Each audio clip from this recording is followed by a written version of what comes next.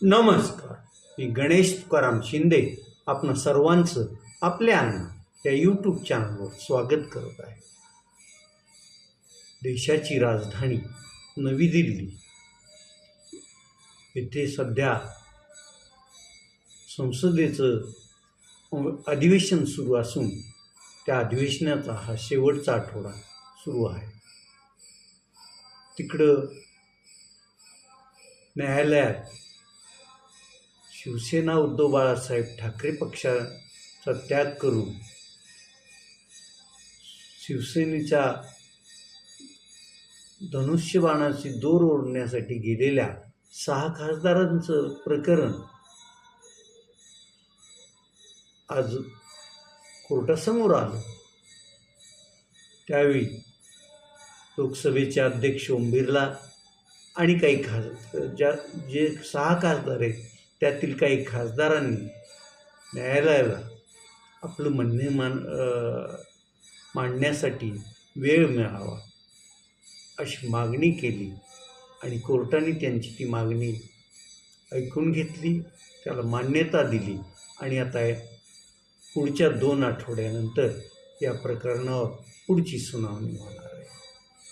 त्यामुळे आज कोर्टात काय होतं आहे याकडं महाराष्ट्राचं लक्ष होतंच. महाराष्ट्राचं आज लक्ष होतं ते राष्ट्रवादी काँग्रेस शरदचंद्र पवार पक्षाचे पवार यांच्या कन्या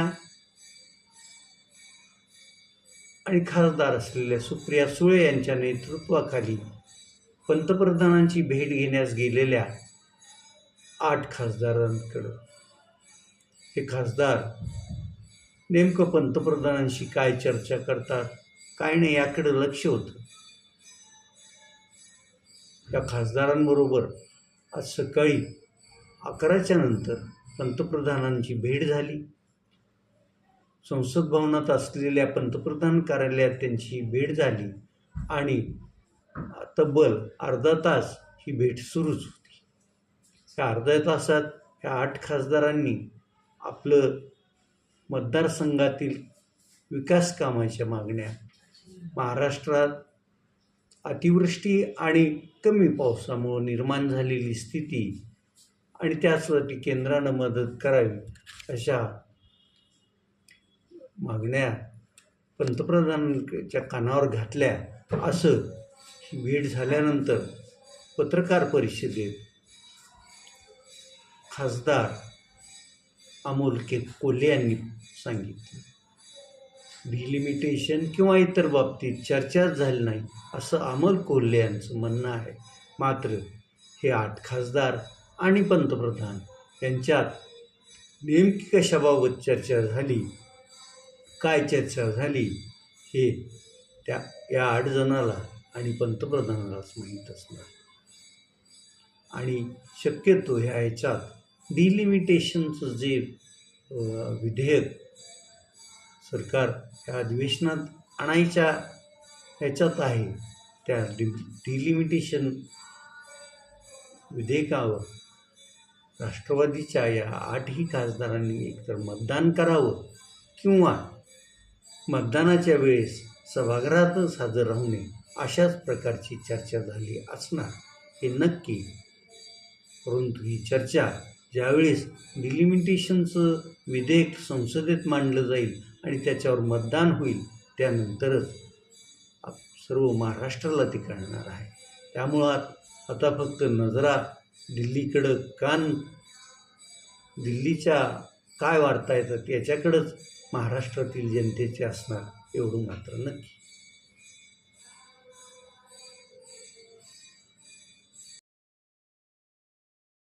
झारखंड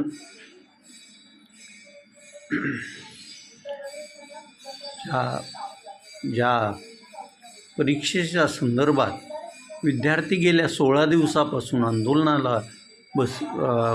करत आहेत, ते आंदोलन आजही सुरूच होतं. आज रांची येथील विधान भवनावर मोर्चा विद्यार्थ्यांनी काढला होता. पोलिसांनी तगडा बंदोबस्त लावलेला असला तरीही हे विद्यार्थी एवढे आक्रमक झालेले दिसून आले की त्यांनी फार 4 जे पोलिसांनी बॅरिकेड्स लावले होते त्याची 4 रांगा पार करत ते विधान भवनाच्याकडं आगेकूच करत होते. हे आंदोलक आक्रमक आहेत असं दिसताच पोलिसांनी प्रथम पाण्याचा त्यांच्यावर मारा केला, तरीही विद्यार्थी मागे हटले नाहीत. नंतर अश्रुधुराच्या नळकांड्या फोडल्या, तरीही ते पण ऐकत नाहीत. असं दिसताच त्यांच्यावर लाठीमार करण्यात आलेला आहे. विद्यार्थ्यांच्या बऱ्याचशा मागण्या कालच्या सरकारबरोबरच्या चर्चेत मान्य झाल्याचं कळत आहे. मुख्यमंत्री हेमंत सोरेन आणि राज्यपाल गंगवार यांनी विद्यार्थ्यांना तसं आश्वासित पण केलं आहे. परंतु विद्यार्थी या परीक्षेतील घोटाळ्याची CBI चौकशी करा या मागणीवर ठाम आहेत आणि त्यामुळं त्यांचं आंदोलन चालू आहे. विद्यार्थी नेता पासवान यानं सांगितलं की जोपर्यंत CBI चौकशीची मागणी मान्य होत नाही तोपर्यंत आमचं आंदोलन चालूच राहणार आहे. आणि ती विद्यार्थी जिथं आंदोलन करत आहेत तिथं आमरण उपोषणाला बसलेला महंतो ह्या विद्यार्थ्याचं आज उपोषणाचा 16वा दिवस आहे.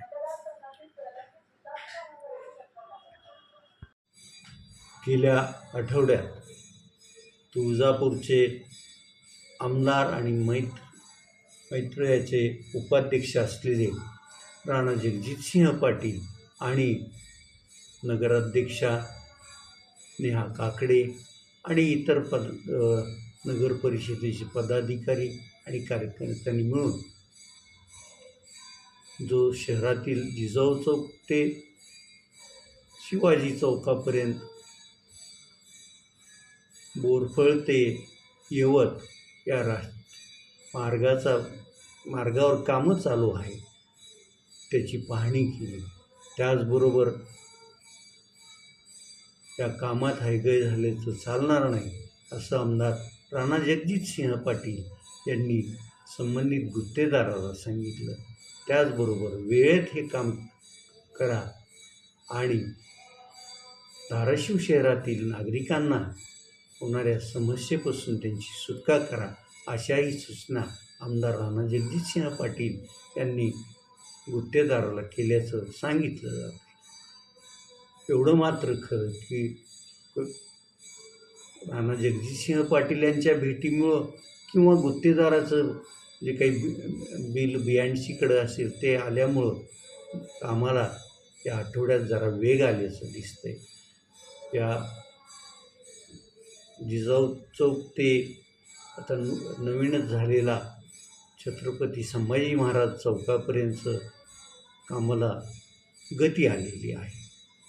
दोन्ही बाजूच्या नाल्यांचं पण काम सुरू आहे आणि एका बाजूला जे खोदून 8-9 महिने तसंच पडलेलं होतं ती बाजू पण त्या बाजूनं रस्त्याचं काम पण आता सध्या सुरू झाल्याचं पाहायला मिळते आणि हे काम थेट आता संत गाडगेबाबा चौकापर्यंत सुरू असल्याचं आज निदर्शनास दिसून आलेलं आहे.